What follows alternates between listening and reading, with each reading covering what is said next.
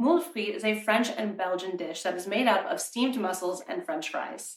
If you live outside of those areas, you may have only ever encountered it in fancy French restaurants. But Moules Frites is an easy dish to put together. It comes together very quickly, is delicious, versatile, and makes for a fun and interactive meal.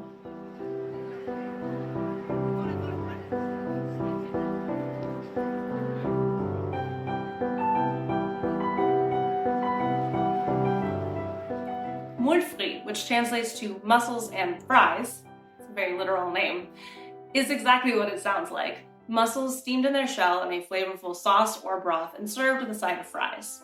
The most famous version of moule is moule marinière, where the mussels are steamed in a sauce made of white wine, cream, and garlic. When the mussels are done, you put the entire pot of them in the middle of your table, set out your fries and some bowls for the empty shells, and dig in. So let's break our moules frites down into its components and take a look at them one by one. The mussels, the fries, and the broth.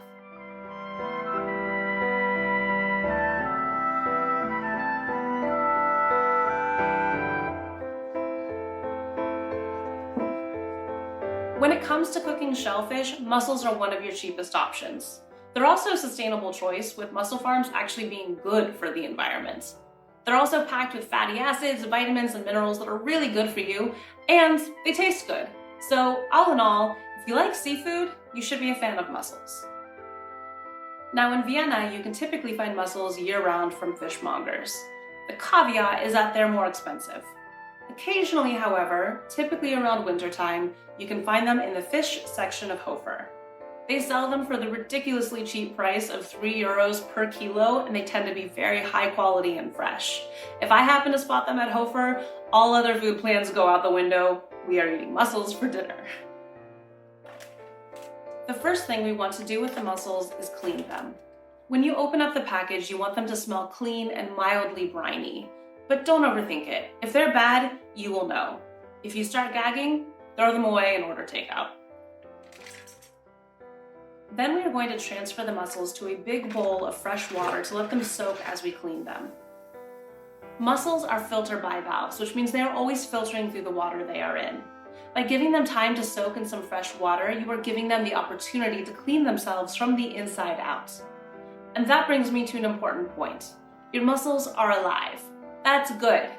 Live mussels are fresh mussels. Now that our mussels are soaking, it's time to debeard them. To do that, I'm going to get some cold water running and start individually inspecting them and pulling off any seaweed or debris on the outside. You'll notice some of them have this seaweedy stuff sticking out of the shell. You don't want to eat that, so we're just going to pull it out. If you find any mussels that have smashed shells or pieces missing, throw those ones away. Okay. Now that our mussels are debearded, I'm going to set them aside to soak while we start our fries.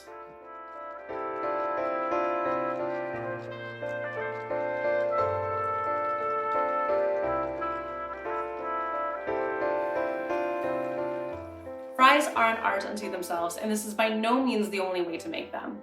In fact, I'm going to add in right here, if you don't have the time to make fries, there's no shame in grabbing a bag from the freezer and throwing it in the oven. You do what you need to do. But if you want to make this meal even more special, roll up your sleeves and we'll make some really good oven fries. The first thing you need is the right potatoes.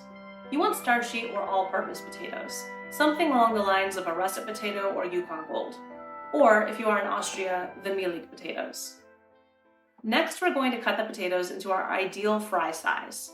For moules frites, I personally like a skinnier fry so that they have a nice crisp crunch to contrast with all the softer ingredients and the mussels. As soon as I'm done cutting the potatoes, I'm going to add them to a hot water salt bath. This is going to do two things for us. The hot water is going to help wash off the starch from the surface of the potatoes, which will help them to crisp up in the oven. And the salt is going to season those potatoes all the way through. Now that the potatoes are soaking, we're going to preheat the oven.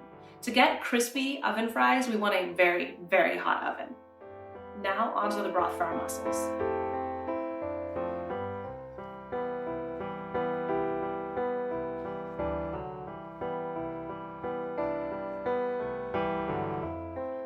You can get really creative with the broth that you use to steam your mussels. You can go a Spanish route and use tomatoes and chorizo, or you can go a Thai route and use coconut and curry. You can do whatever you want as long as you end up with a flavorful, saucy broth that your mussels can soak up as they steam. Today, we're going to be doing my personal favorite, which is mussels steamed in a creamy white wine and blue cheese sauce. That funkiness of the blue cheese really highlights the brininess and the sweetness of the mussels, and I go for it every time. To make our broth, we'll be using a combination of aromatics and liquids. For our aromatics, we have shallots and garlic for their allium flavors, and fennel to add a light anise or licorice taste to our broth. Of course, we will be using salt and pepper as well, some butter for sauteing the aromatics, and for our liquids, we have a dry white cooking wine. Something like a Chardonnay is a good choice, and water. Most importantly, we have our cheese. I've chosen to use a mild Gorgonzola, which I like because it has a blue cheese flavor that falls on the sweeter side, and it isn't too assertive. The soft, melty character of the cheese means it will dissolve into our broth really effortlessly.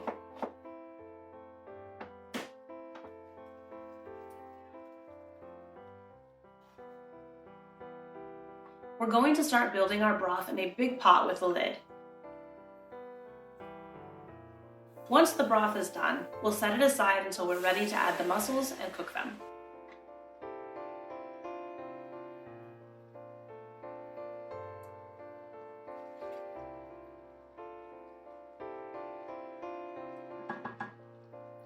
Now that the sauce is done, let's go back to our fries and start knocking out the cooking.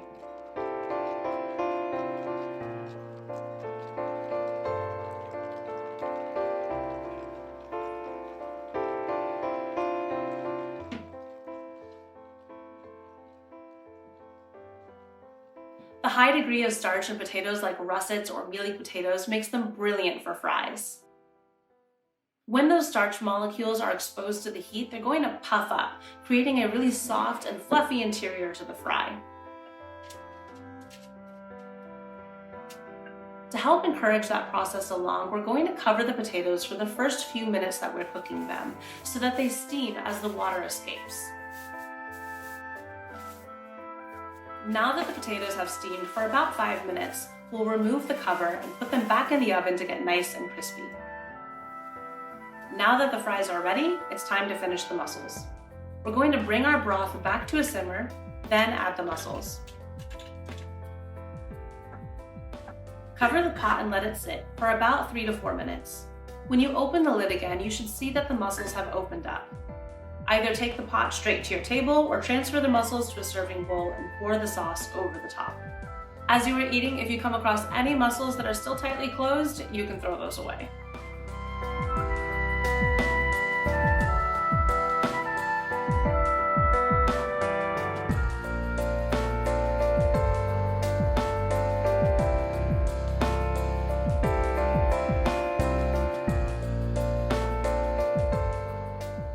The one big downside of Moules Frites for me is that inexpensive mussels are not always available where I live. If I visit a fishmonger, I can always find them, but the price is considerably higher than if I buy them seasonally from my local grocery store. That being said, Austria is a landlocked country, so access to fresh seafood is generally scarce or expensive. If you live closer to the ocean, you might just have mussels available all the time. The cost of this recipe is going to be highly dependent on the price of mussels. In Vienna, it's possible to get them for as cheap as €3 per kilo, or as expensive as €10 per half kilo. So the cost is a bit of a toss-up, depending on where you live and when you are shopping. Moules Frites is super simple. It's so simple, in fact, that if I go to a French restaurant, there is no way I'm ordering this. If I'm paying someone to cook for me, they're going to have to work harder than that. This is a hard one for me to answer. Yes and no. On one hand, if you get your hands on a ton of cheap mussels and want to have some awesome Moules Frites feast, you won't have any problem scaling up to feed a party. On the other hand, you're going to want to eat the mussels as soon as they are ready, and leftovers aren't going to keep super well. So it's up to you. You can definitely make it work, but it's not the most convenient party food.